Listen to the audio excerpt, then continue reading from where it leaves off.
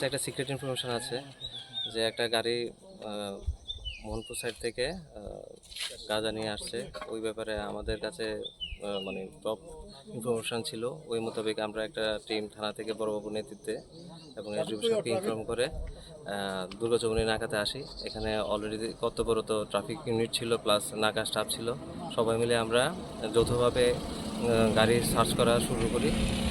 কিছুক্ষণের মধ্যে মানে আধা ঘন্টার মধ্যে আমাদের কাছে ওই যে সাসপেক্টেড ভেহিকেল নাম্বার ছিল ইনফরমেশান, ওই মোতাবেক একটা গাড়ি আমরা রিটেন করি। ওই গাড়িতে 3জন লোক ছিল, তারা 3জনই বিহারের লোক। এবং এখনও আমাদের যে বর্তমানে আমরা মোটামুটি 15 কেজির উপরে এখনও আমরা রিকভারি করছি, বাকি এখনও চলছে। গাড়ির নাম্বার AS15J8566, টয়োটা কোম্পানির গাড়ি।